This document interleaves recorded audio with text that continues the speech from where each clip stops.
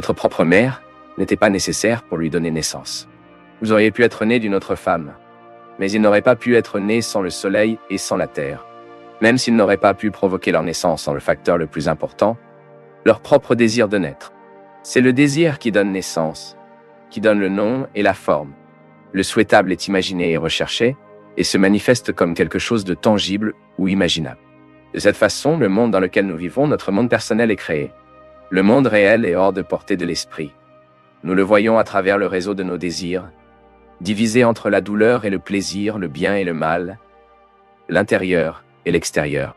Pour voir l'univers tel quel, vous devez aller au-delà de l'esprit.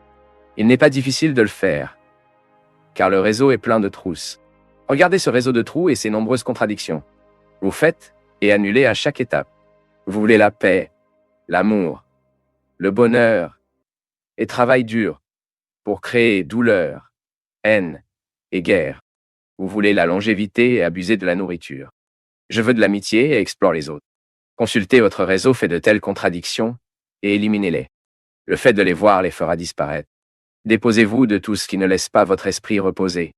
Renoncez à tout ce qui perturbe votre paix. Si vous voulez la paix, méritez-le. Seuls ceux qui ne le dérangent pas méritent la paix.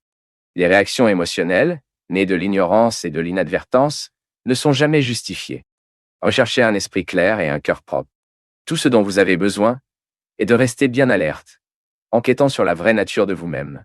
C'est le seul moyen de paix. L'examen détaillé du mécanisme montre la voie.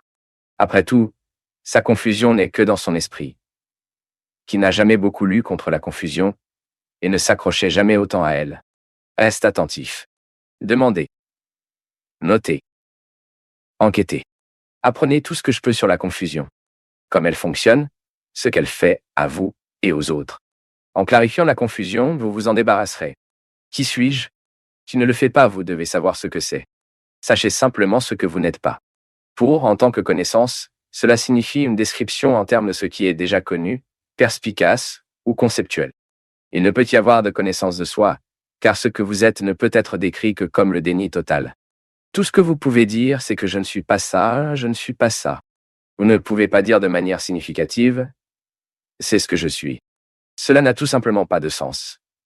Vous pouvez certainement être rien d'autre. Vous n'êtes pas du tout perceptible ou imaginable.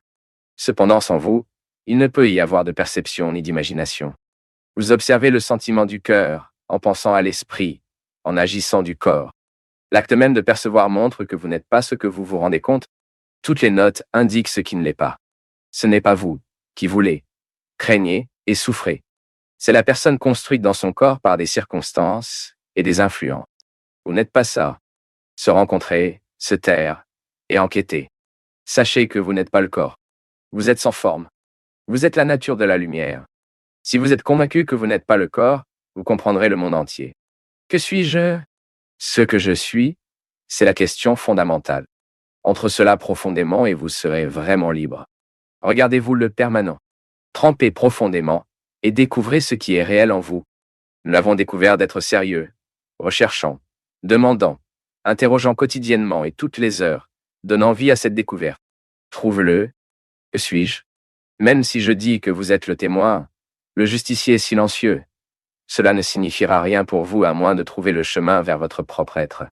Abandonnez toutes les questions sauf une. Qui suis-je? Après tout, le seul fait que vous êtes sûr est que vous êtes. J'ai raison. Je ne le suis pas. Combattez pour découvrir ce que vous êtes réellement. Tout ce que vous avez à faire est d'essayer à nouveau. Comment trouvez-vous quelque chose que vous avez perdu ou j'ai oublié? Vous gardez cela dans votre esprit jusqu'à ce que vous vous en souveniez. Refusez toutes les pensées sauf une, la pensée que je suis. L'esprit se rebelle au début, mais avec patience et persévérance, il se rendra et se taise. Une fois silencieux, les choses commenceront à se produire spontanément et naturellement, sans aucune interférence de votre part. Gardez à l'esprit le sentiment que je suis, jusqu'à ce qu'il fusionne, jusqu'à ce que votre esprit et votre sentiment deviennent internis. Par des tentatives répétées, vous trébucherez dans le bon équilibre d'attention et d'affection. Et votre esprit sera fermement établi dans la réflexion. Je le suis. Quoi que vous pensiez, dites ou faites, ce sentiment d'être immuable et affectueux reste un contexte toujours présent de l'esprit. Allez profondément dans le sens de moi et vous le trouverez. Une question est apparue et vous essayez de trouver la solution. Mais qui est cette personne qui a ce doute? Découvrez par vous-même. Vous êtes la question et la réponse. Toutes vos questions proviennent de votre identification avec le corps. Comment répondre à une question liée à ce qui était avant le corps et la conscience? Il y a des yogis qui se sont assis en méditation pendant de nombreuses années à chercher des réponses à ces questions, mais même ils ne comprenaient pas cela. Et pourtant, vous vous plaignez. Je suis venu à la vérité que je prévaudrai pour toujours en méditant sur le méditant. Je suis... Fusion dans je suis. Ce n'est qu'alors que j'ai compris quelle est ma vraie nature. Les grands sages ont médité de la même manière. Personne ne m'a dit comment faire ça. Je n'ai pas cherché ces connaissances à l'extérieur. Il a germé en moi. J'ai médité comme les sages. Et j'ai eu une vision. Initialement, il y avait de l'espace. Et dans l'espace, j'ai vu les principes incorporés. Allez, sans doute. Quand tu dis que tu es ignorant, tu ne sais pas que toi as imposé le concept d'ignorance sur l'état actuel de ses pensées et de ses sentiments. Examinez-les au fur et à mesure qu'ils se produisent. Donnez-leur toute leur attention et constatera qu'il n'y a pas une telle ignorance, seulement une inattention. Faites attention à ce qui vous inquiète. Enfin, la préoccupation est la douleur mentale. Et la douleur est invariablement un appel d'attention. Au moment où il vous accorde l'attention, les appels ainsi cessent, et la question de l'ignorance est dissoute. Au lieu d'attendre une réponse à votre question, découvrez qui le demande. Et qu'est-ce qui vous fait demander?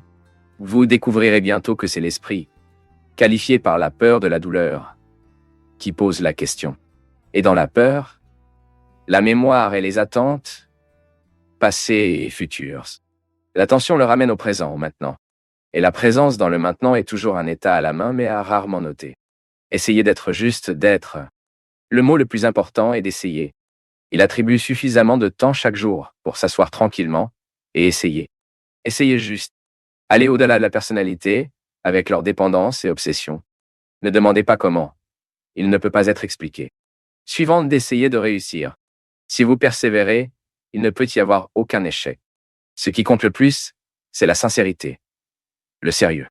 Vous devez en avoir marre de la personne qui est et voir le besoin urgent de vous libérer de cette auto-identification inutile avec une poignée de souvenirs et d'habitudes. Cette résistance constante contre inutile est le secret du succès. Se concentrant sur l'esprit en soi, dans le sentiment d'être le moi est dissous, je suis ceci et cela. Ce qui reste, c'est le moi que je ne suis que le témoin. Cela submerge également je suis tout. Et le tout devient un, et celui, vous-même, non séparé de moi. Vous parlez de mon expérience par rapport à la vôtre, parce que vous croyez que nous sommes séparés. Mais nous ne le sommes pas. À un niveau plus profond, mon expérience est votre expérience.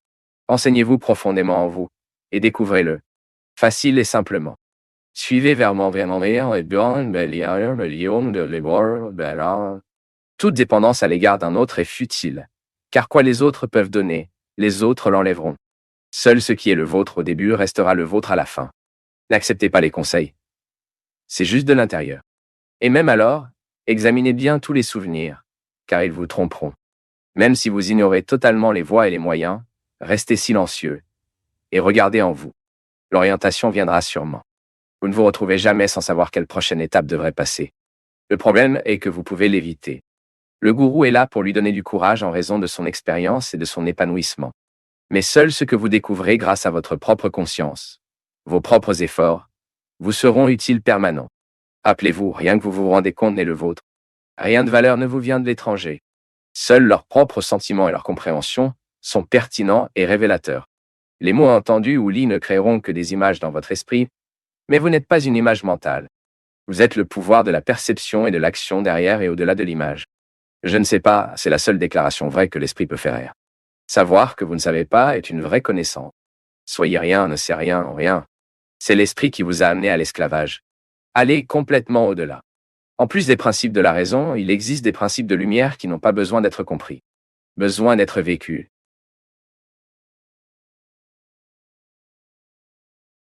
Si tu es resté jusqu'à la fin, si tu as pris le temps d'écouter, cela te distingue déjà de la majorité.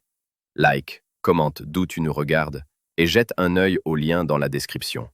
Tu trouveras sûrement d'autres contenus qui poursuivent cette conversation avec toi. Merci, une grande accolade et à la prochaine.